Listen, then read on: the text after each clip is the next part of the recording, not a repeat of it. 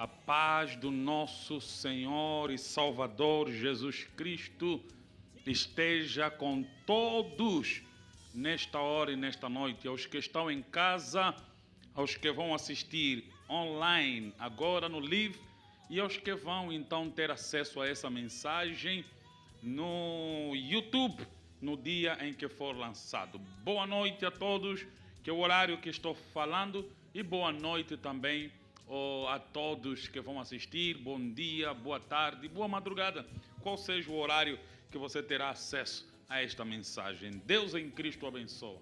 Estamos num tempo difícil, o mundo está a passar por uma hecatombe, o mundo está a passar por um momento estranho, um momento a que ninguém estava preparado, uma guerra onde o inimigo é invisível, um vírus, que não se encontrou ainda medicação, senão a combinação de medicamentos que por graça, não vou dizer por sorte, por graça, por bondade de Deus e por atendimento de Deus, a oração daqueles que são santos, para nós que somos em Cristo Jesus santificados, justificados, ou somos nele justos e santos, temos certeza que o nosso Deus, que ouve nossa oração, está a aliviar essa situação que se dá no mundo. Talvez alguém vai dizer, mas 1000 mortes por dia, 2000 mortes é aliviar. Sim, seria um grande alívio, porque teria sido pior se o Senhor não tivesse estendido a mão e então amenizado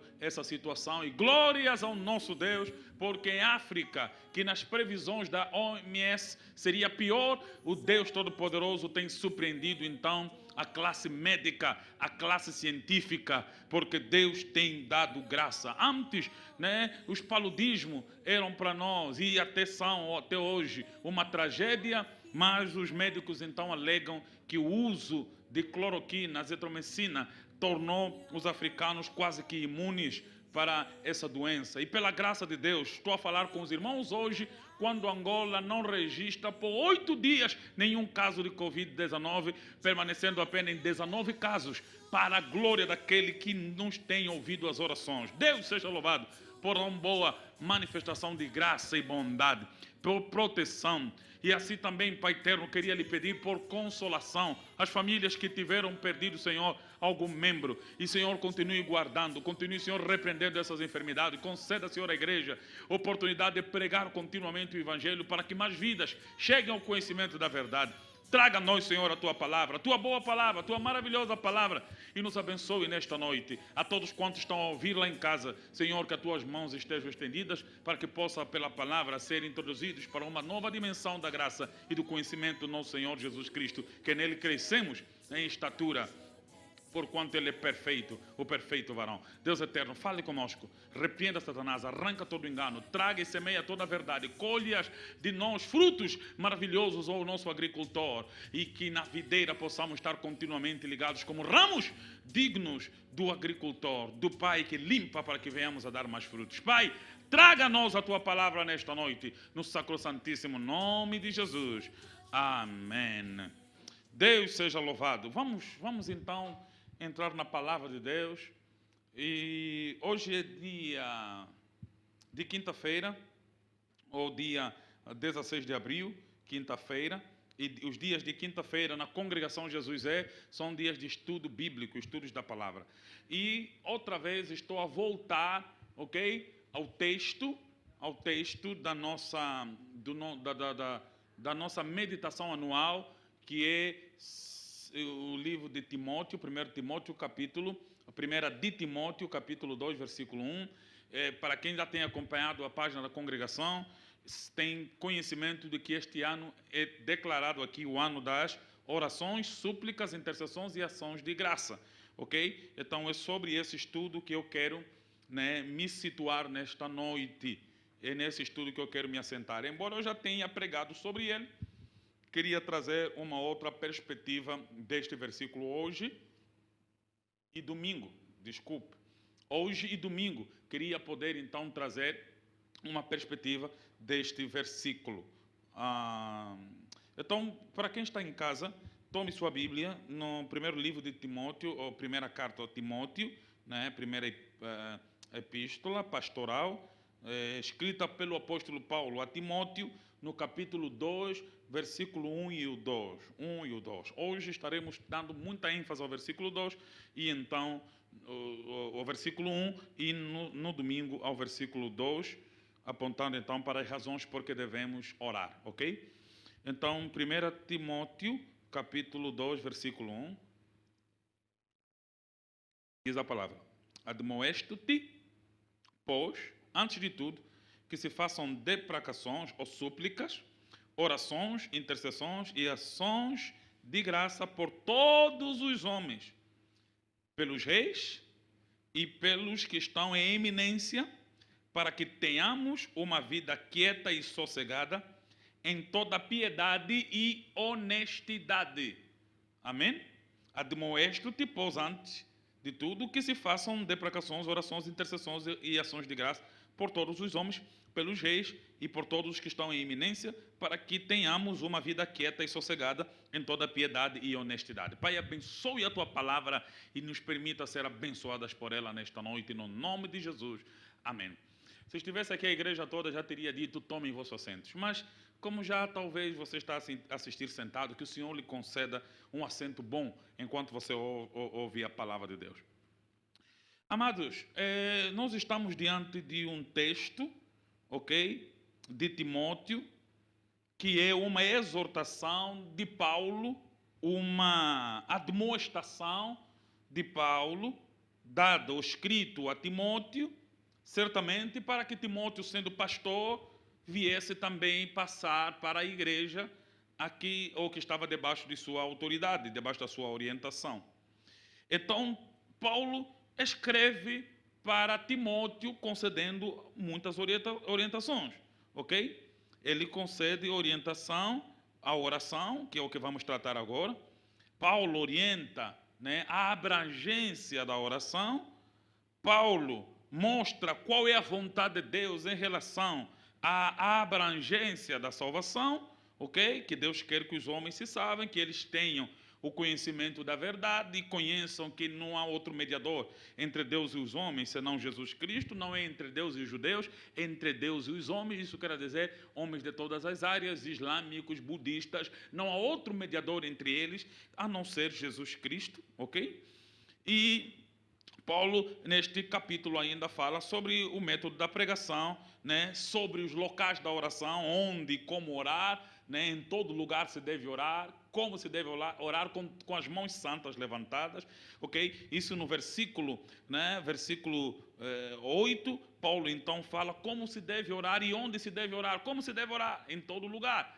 Como? Levantando as mãos santas, né? Rendendo-se a Deus em oração, tendo certeza que Deus, então, atende a oração. E Paulo fala também da condição do coração para orar, ok? Que a motivação de quem ora de mãos levantadas em qualquer lugar não pode ser de contenda, não pode ser de desafio, não pode ser de competição, tem que ser de originalidade, de quem se entrega a Deus, né, para não ganhar ninguém, mas sim para em Deus ganhar aquelas coisas que estão disponíveis em Deus para os homens, e principalmente, especialmente para os homens que o buscam e nele encontram todas essas benesses. E Paulo orienta outras coisas trajes, como se deve vestir a mulher, a modéstia, né, a sujeição, a ordem e essa questão da submissão às mulheres. Isso tudo no capítulo 2. Mas a minha ênfase hoje está logo no primeiro versículo. O ênfase de hoje e domingo está no primeiro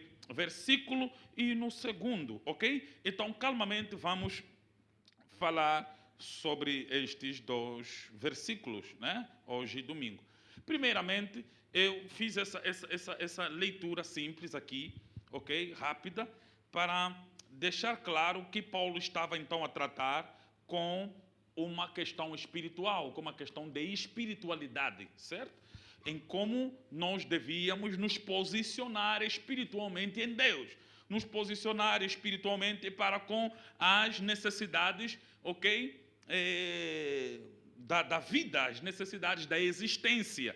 E quais são essas necessidades? Ok? Quais são essas necessidades? Por exemplo, no versículo 3, você vai ver Paulo a falar sobre o que agrada ao Senhor, ou que o bem-estar do homem, e isso fica mais intenso ligado para o domingo, a necessidade, ou o que alegra a Deus, é que nós também tenhamos uma vida quieta. E que essa vida quieta, essa vida sossegada, essa vida próspera, essa verdadeira prosperidade, não a prosperidade, nem o besterol da prosperidade, nem aquela prosperidade que se traduz apenas naquela riqueza mais pobre chamada de dinheiro, mas essa prosperidade da quietude da vida, da calma da vida, que advém de ter bons governantes, e vou enfatizar isso mais no domingo, ter bons governantes, ter bons líderes, ter um rei à altura de reinar com justiça, ter governadores à altura de distribuir com equidade, com verdade, com a verdade da balança, distribuindo não de forma marimbonda, né, mas de forma justa, verdadeira. Mas Paulo então vem dizer que ter esses líderes não é sorte, ter esses líderes, esse rei, né, não é sorte. Ele pede pelo menos para orar por 3 grupos, que vamos enfatizar igualmente domingo. É orar por todos os homens, orar por todos, ok? Hoje, por exemplo, ao sair de casa, ouvi a notícia ali, triste, num bairro aqui de Luanda, de um pai que foi baleado, né, no quintal de sua casa por marginais que não se sabe quem são. E eles mataram um senhor que em tempo de quarentena está em casa a assistir televisão, despediu os filhos que foram dormir, e os miliantes vêm entrar em sua casa e baleiam simplesmente, sem levar coisa alguma, mas levando uma vida que era importante, né, para a sua família. E até para Deus, nesta terra, nessa existência humana. Mas ali então ele morreu. Aí Deus, segundo Paulo, ele orienta que nós precisamos orar por todos os homens, orar por esses marginais, orar para que Deus os converta a si, porque sua vontade é que eles cheguem ao conhecimento da verdade. Então ele diz pelo menos 3 grupos por que se deve orar, ou para quem se deve orar. Os homens todos, os reis e os que estão em cargo de eminência, ou aqueles que são líderes de opinião, aqueles que são eminentes, ok? Orar por essas pessoas que representam outras, governadores, líderes de opinião, famosos, aqueles que dão a cara, pode ser também jornalistas, os que estão em eminência, os pastores grandes, orar por essas pessoas que sua presença ou sua influência acaba marcando a vida de outrem. Então 3 grupos orientado por Paulo a Timóteo, porque ou para quem se deve orar: por todos os homens, pelos reis e pelos que estão em eminência, os que estão em cargo de eminência. E a razão por que se deve orar pelos homens, pelos reis e pelos eminentes, quais são? Para que nós tenhamos uma vida tranquila, sossegada, uma vida, a soma disso posso chamar uma vida próspera, porque vida próspera não é ter o carro da hora, vida próspera não é ter o Lamborghini, vida próspera não é ter casa numa centralidade, ou sequer como é que eu chamaria isso? Num condomínio. Vida próspera é ter uma casa digna, uma casa justa, uma casa que não falte água, não falte luz. Hoje ouvimos aí uma senhora que reclamava, né? Desculpa. Uma senhora que reclamava água para todos, e não tem água para todos no país. E houve um programa de 2015, já passam 5 anos, que era água para todos, mas colocaram canalização para todos, ou mangueira para todos, mas não tem água para todos. E a senhora reclamou bem. Eu acho que aqui no país tem mangueira para todos, não tem água para todos. E acho engraçado isso. E é verdade que tenham colocado mangueira para todos, que já estão há 5 anos, na casa da minha mãe colocaram também 5 anos que as mangueiras estão lá nos Kwanza e não passa água nenhuma. Por quê? Porque os governantes, né, em suas marimbondagens, pegaram o dinheiro, deu para comprar mangueira, mas não deu para fazer as ligações necessárias para então sustentar o povo. E Paulo não diz a esses governantes, ou não bota responsabilidade alguma a esses governantes, mas bota responsabilidade aos santos e aos justos, aos crentes, para orarem. Orar por todos os homens e pelos reis. É nossa responsabilidade orar por eles. E domingo vou falar intensamente, mais expositivamente sobre essa questão e a necessidade que temos de orar então por estes, né? Por essas 3 classes de homens. Ok. Mas hoje eu queria falar sobre os verbos da oração. Ok? Os verbos da oração. Ou melhor, eu diria verbos da oração, para não dizer os verbos como se estivesse a encerrar a oração nesses verbos apenas, porque ao longo da mensagem também gostaria de falar de outros, né? Que não estão aqui mencionados. Mas pelo menos temos 4 obrigações no versículo 1, apresentada pelo apóstolo a Timóteo, que deve ser nosso exercício. E todos esses verbos são sinônimos de oração, sinônimos de oração. Ele diz então, versículo 1, presta atenção: admoesto-te, pois, antes de tudo, que se façam deprecações, orações, intercessões e ações de graça por todos os homens, pelos reis e por todos que estão em eminência, para que tenhamos uma vida quieta e sossegada. Uau! Quantas coisas então? Quantas obrigações? 4. 4 verbos que são verbos da oração. 4 verbos aqui que se traduzem na oração, ok? Que são sinônimos de oração. É mais uma oração. Súplica é uma oração, ou não? Você concorda comigo? Certo? Súplica é uma oração. Intercessão é oração. Quem me ver interceder, ele vai saber que eu estou a orar. Então, nós temos aqui pelo menos 4 verbos da oração.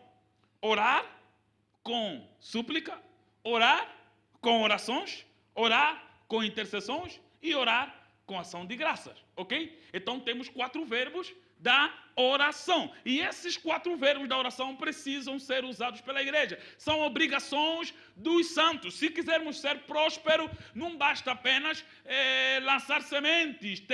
E a prosperidade não pode ser traduzida meramente no ter dinheiro. Prosperidade é tudo. É ter saúde, é ter paz, é ter tranquilidade, é ter sossego, é tranquilidade. É tudo quanto advém dessa paz social, desta alegria social, dessa justiça social, que é produzida, né, por essa coordenação de entes sociais que, quando combinados em justiça, só produzem justiças. Médicos justos, polícias justos, soldados justos, governantes justos, pastores justos, membros justos, povo justo, todo mundo justo. E aí então se produz a justiça social. Paulo diz que isso é fruto e resposta de oração, resposta de súplica, resposta de intercessão e resposta de ação de graças. 4 verbos da oração.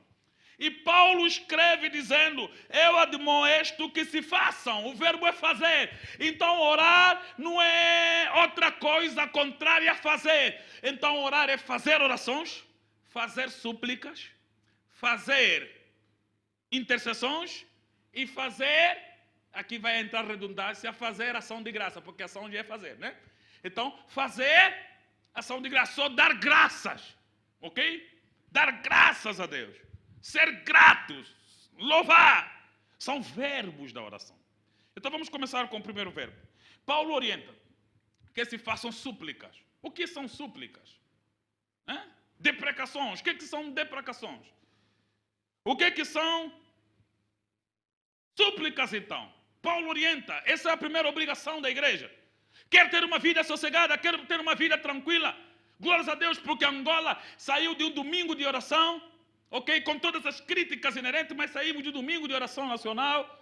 As igrejas todas estão conectadas a orar, os lives no Facebook, Instagram, Twitter, todos cheios de momento de oração, pessoas retiradas em famílias em oração.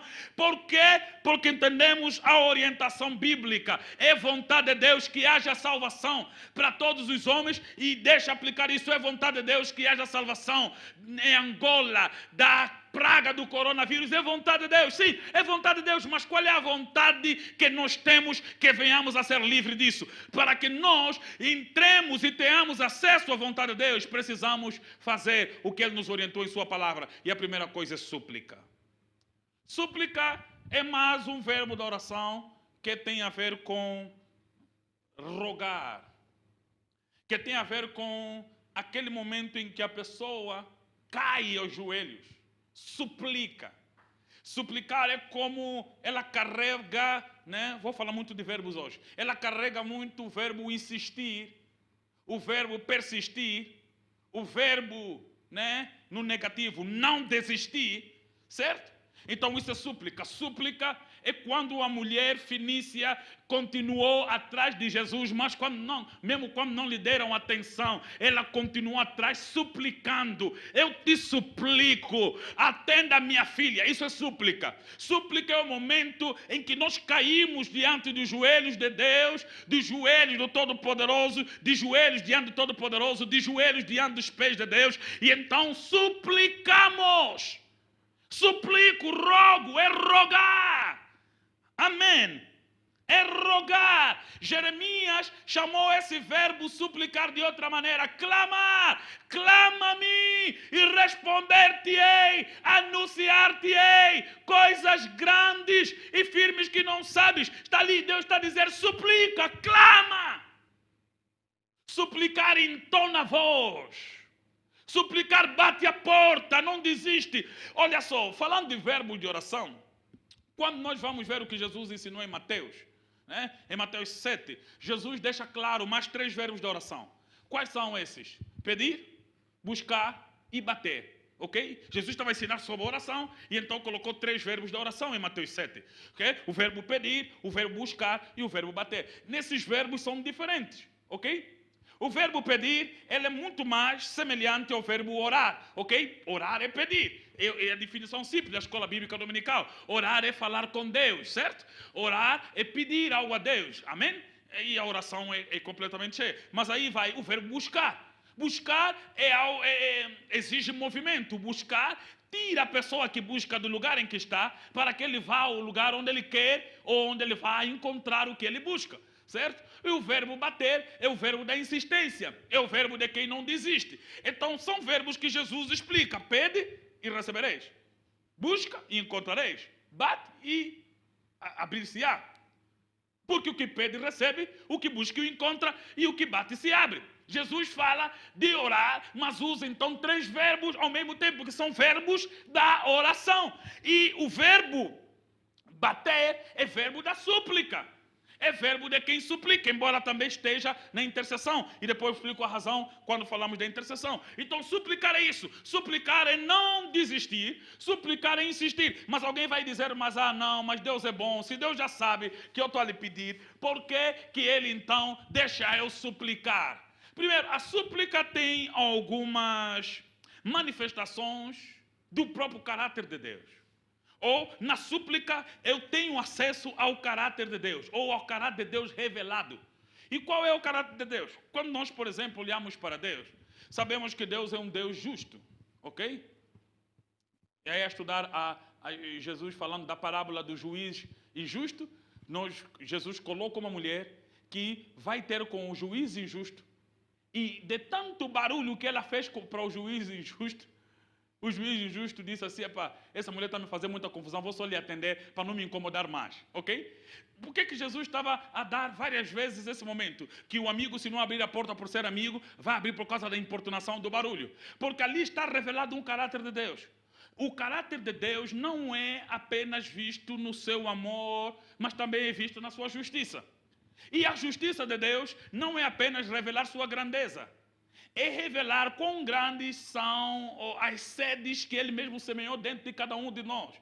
À medida em que nós suplicamos, não está apenas patente que tem um Deus que atende, mas também está patente que tem um homem que tem fé nesse Deus capaz de lhe atender.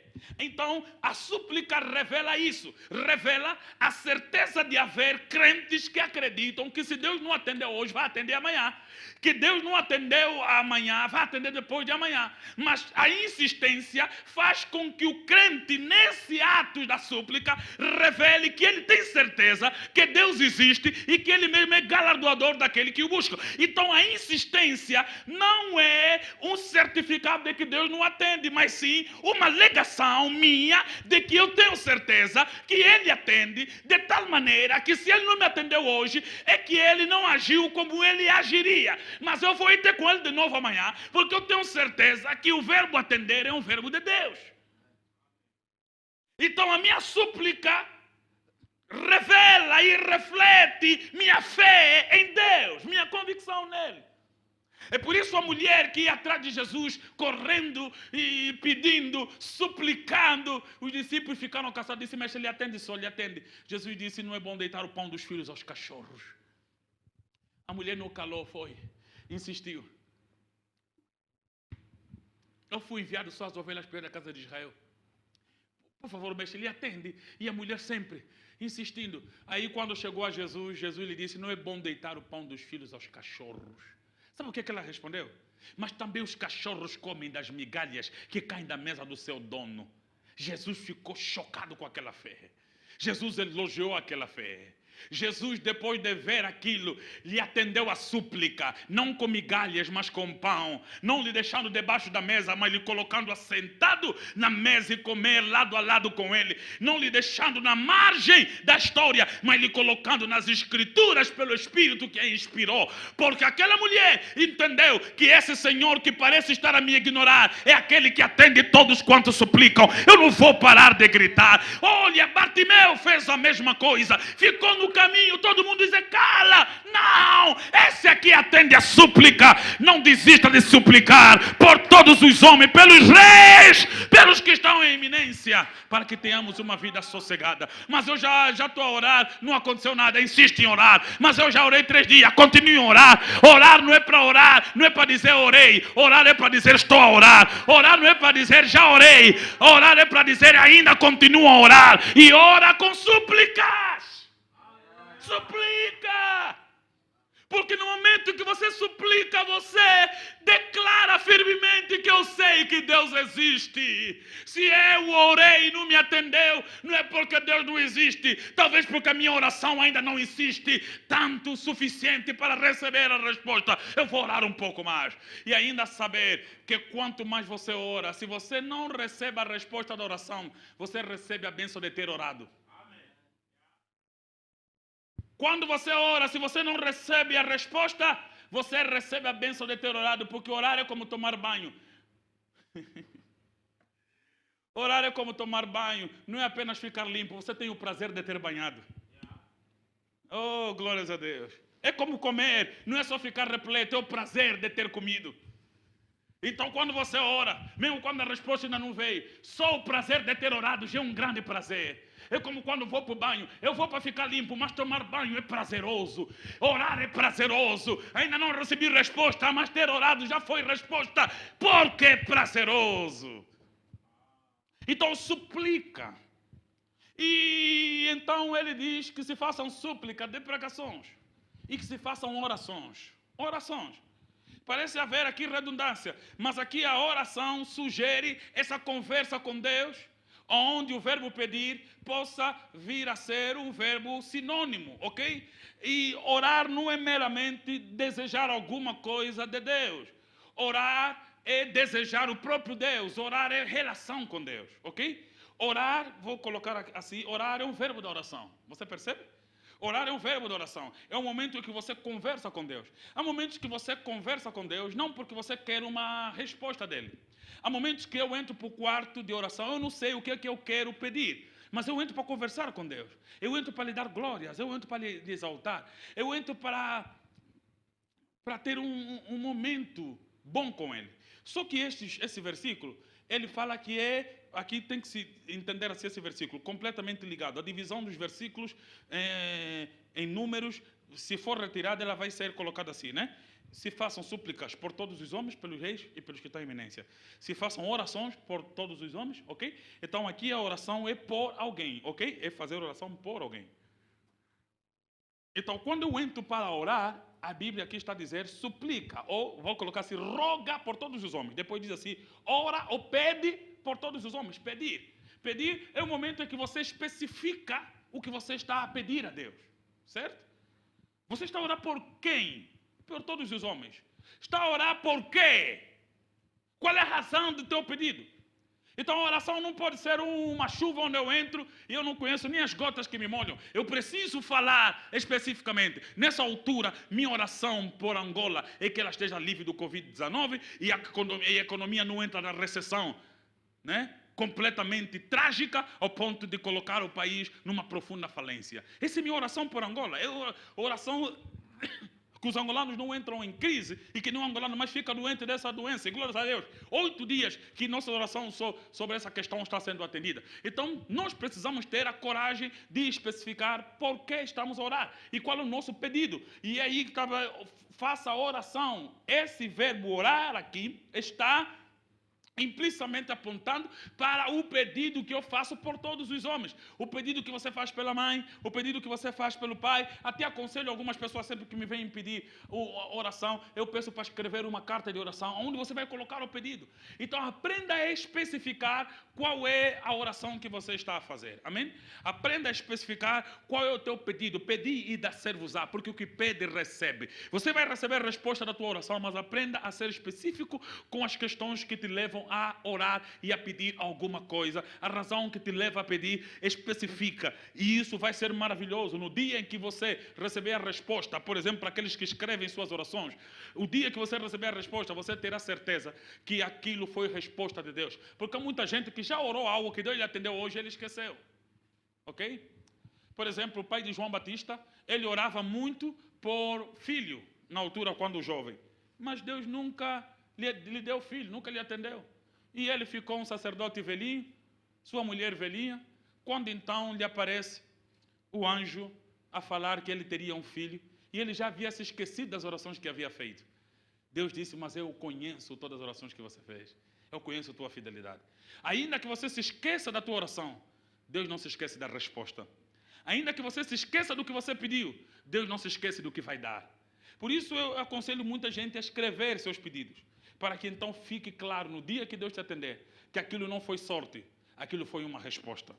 Então, aprenda a apontar, ainda que você esqueça, um dia vai chegar, porque muito que você pediu hoje, você vai receber daqui a 1 ano, daqui a 5 anos, daqui a 10 anos, ou daqui a 20 ou 30. Então, tenha plena convicção que no dia que chegar, que essa não foi sorte, foi uma resposta de oração. E o outro verbo é o verbo interceder, que se façam intercessões, ok? Interceder, e eu gosto muito desse verbo interceder porque só é intercetar, né? Interceder porque interceder nunca é por você. Interceder é sempre pelo outro, ok? Quando nós crescemos, no nosso tempo, a conquista não era Facebook, não havia. Não era por mensagens, não havia telefones. Móvel, pelo menos. Não era por enviar Snapchat, não tinha isso. Nós mandávamos cartas. E mandar cartas, também quando você já tivesse coragem, senão a carta até rasgavam, né? Mas você não tinha coragem de falar com a moça, porque a moral era ainda maior do que a desse tempo. E então nós usávamos uma espécie de forma de conquistar que chamavam baixo, fazer baixo. Aí você falava com teu amigo, que conhecia a moça que você gosta, né? Eu já pedi para fazer baixo na minha conta também, né? Quando era adolescente. Aí eu falo com meu amigo que o caso não é dele, ele não está assustado, não tem vergonha de coisa alguma. Então ele ia na tua conta falar, como então, olha, Sadraque gosta de ti. E a moça mandava a resposta, vai lhe falar que eu não lhe gosto. Aí depois você manda mais, não fala só que eu vou te tratar bem. E esse amigo se tornava o baixista da relação, né? E ele ficava no meio e esse homem intercedia, né? Eles faziam uma espécie de intercessão, né? Porque ele tinha preferência, era amigo dos dois, então ele intercedia e daqui a pouco ele conseguia juntar os dois e ele deixava de ser vela, deixava de ficar ali, né? Candeeiro ou girador, acender a relação, e então os dois se acertavam, mas ele tinha no meio um intercessor. O ministério da intercessão é ministério também de Jesus. Jesus é nosso intercessor, é nosso sumo sacerdote, ele intercede por nós, certo? Ele está diante de Deus intercedendo. Jesus é nosso intercessor. Não é só o ministério de Jesus, é o ministério do Espírito Santo. Vê só a honra que a Bíblia te faz participante. Ser participante ou ser cooperador com o Espírito Santo do ministério da intercessão. Interceder é ficar no meio e pedir na conta de alguém que não é você. Uau! Quer dizer que você pode fazer súplica por você. Você pode fazer oração por você. Mas intercessão você faz por alguém. Intercessão você faz por algo. Ok?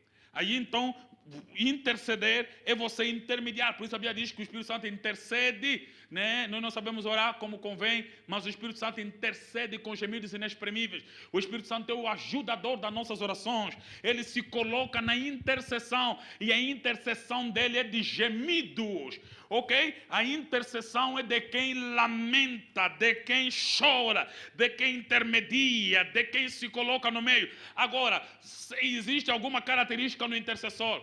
O intercessor precisa ser aceitável.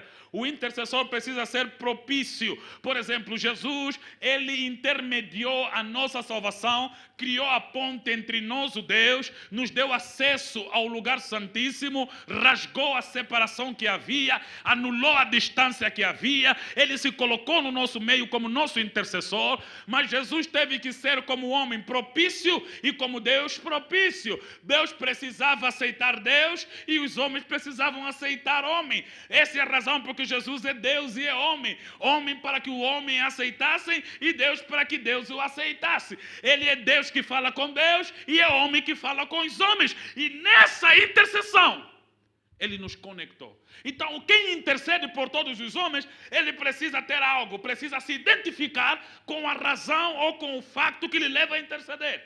Você percebe? É quase que impossível você interceder por algo com que você não se identifica. Uma intercessão falha e fraca e mentirosa é a intercessão que não sente. Você não sente fome e está a interceder pela fome dos outros. Essa intercessão pode ser vazia. Então, um dos verbos importantes na intercessão é identificação, ou se identificar, ok? É a questão identitária, né? Você tem que se identificar com a circunstância. Se identificar com a pessoa. Se identificar com o problema. Se identificar com a situação. Você tem que sentir a dor da pessoa. Você tem que sentir a dor da circunstância. Por isso, não é sábio você interceder que o país mude e depois de sair da intercessão, começa a declarar: esse país já não vai mudar mais. Você não é um intercessor. O intercessor é Jesus, que na cruz, mesmo pendurado por homens maus, disse ao Pai: perdoa-lhes, eles não sabem o que fazem. Isso é intercessão. Porque quem atende a intercessão precisa se identificar com a pessoa que intercede para beneficiar as pessoas pelas quais ela intercede. Deu para entender essa parte?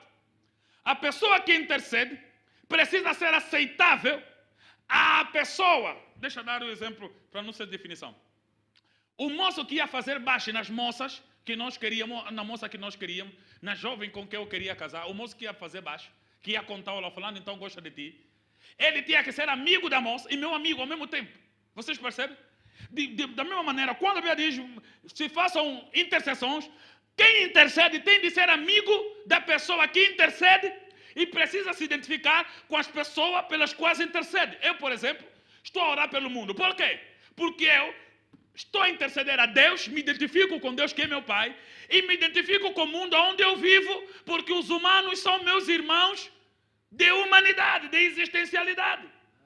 Conheço a dor, conheço a morte, conheço o que uma gripe é capaz de fazer e sei os sintomas do coronavírus que encharca o peito, o pulmão, e isso deve ser terrível de ver. Só de ver terrível. Preciso sentir essa dor dos meus irmãos, ao mesmo tempo que eu preciso ter identidade suficiente para eu estar de pé diante da pessoa que eu peço. O homem que Jesus coloca na parábola que vai bater a porta para pedir pão, ele era amigo do homem que tinha pão e era amigo do homem que tinha fome. Você percebe? Ele era amigo das duas situações. Era amigo do homem que lhe visitou de noite com fome e era amigo do homem que ele foi visitar para lhe dar pão. Intercessão é isso. É ter alguém que tem fome e conhecer alguém que tem pão. E você no meio vai ter com o homem que tem pão para dar de comer quem tem fome. Quem faz isso é o intercessor.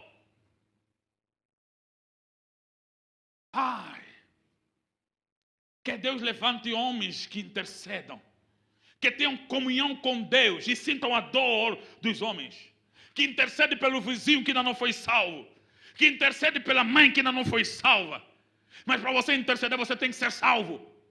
para que você conheça a perdição que você já deixou e a salvação que você já encontrou, para que em Deus você busque a salvação que você já recebeu, para ir deixar com aquele que não recebeu a salvação que você já experimentou. Isso é interceder. O intercessor fica no meio e conhece as duas situações. Conhece a bondade e a maldade. Conhece a cura e conhece a doença. Conhece o alívio e conhece a dor. E ele vive nesse meio de mãos levantadas, pegando com umas mãos o que vem dos céus e com a outra dar à terra. Isso é um intercessor.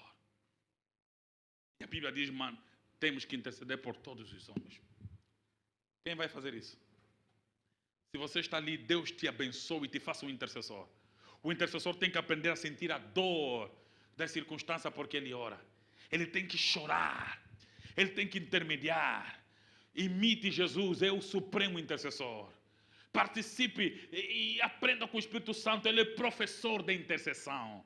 Ele vai te ensinar como é que se intercede. Como é que se suplica? Como é que se tem acesso à justiça de Deus por meio da oração, para que outra pessoa seja abençoada com a mesma justiça? Isso é orar com intercessão. Que Deus levante uma igreja intercessora, uma igreja que não pare a noite toda até que alguma coisa do céu seja arrancada para ela ser implantada na terra. Que seja feita na terra a sua vontade como ela é feita no céu. Este é o intercessor fica no meio intercedendo, e na intercessão precisa haver fé. Centurião intercedeu pelo seu criado e ficou curado. A mulher fenícia intercedeu pela sua filha e ficou curada. O homem na parábola de Jesus intercedeu e o amigo abriu a porta, lhe deu pão e o seu amigo ficou repleto e saciado. Amados, o intercessor não sai da intercessão até que a resposta da intercessão chegue à pessoa por quem ele estava a interceder. E no ministério da intercessão tem de haver amor.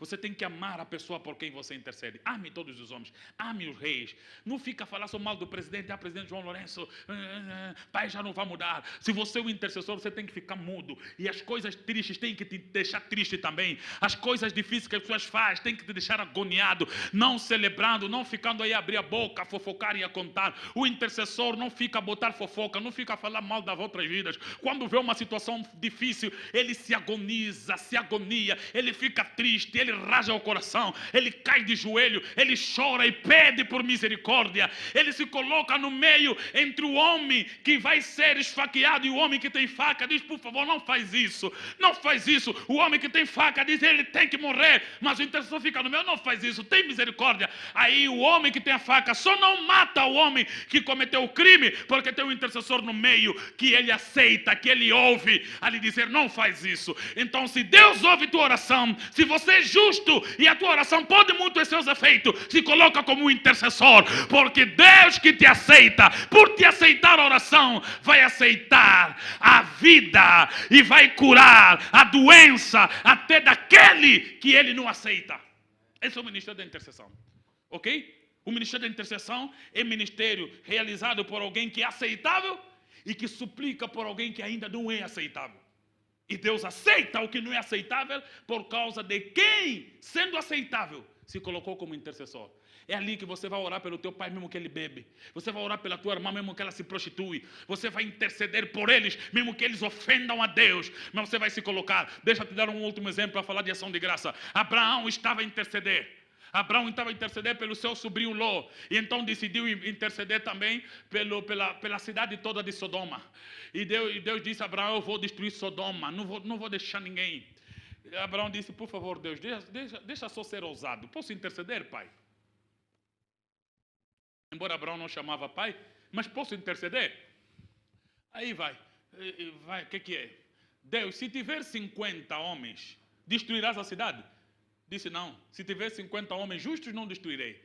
E se tiver 45, também por causa dos 45 justos, não destruirei. E se tiver 40, por causa dos 40, Abraão foi negociando números, estatística de justos, foi baixando. Se tiver 20, por causa dos 20, não destruirei a cidade. E se tiver 10 justos, e se a oração do justo pode muito ter seus efeitos, vou colocar de outra maneira. Se tiver 10 intercessores, por causa desses não destruirei a cidade.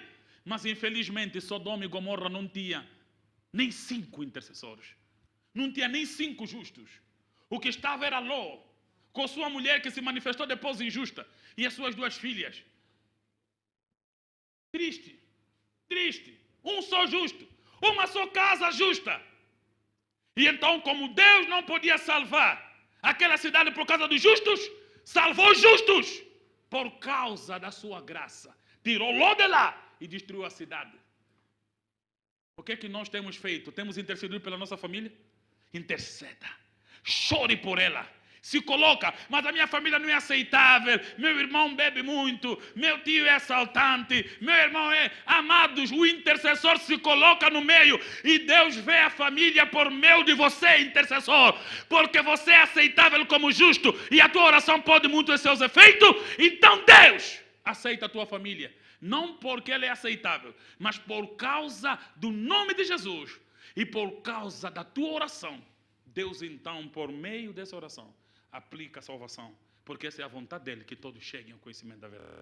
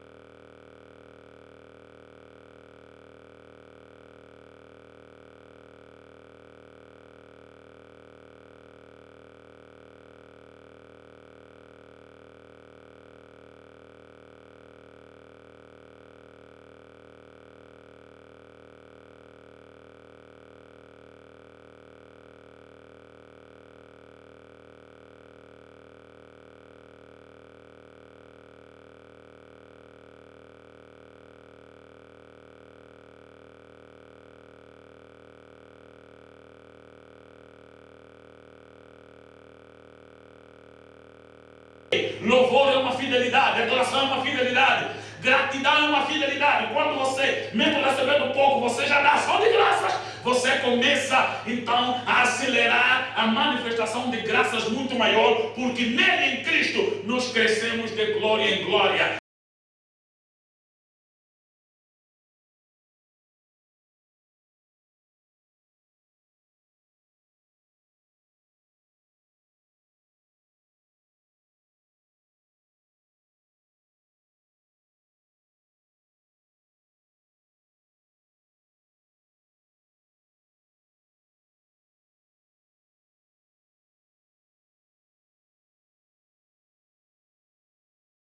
mudanças que vão ser contornadas. Agradeça que água vai chegar em todas as casas, luz vai chegar em todas as famílias.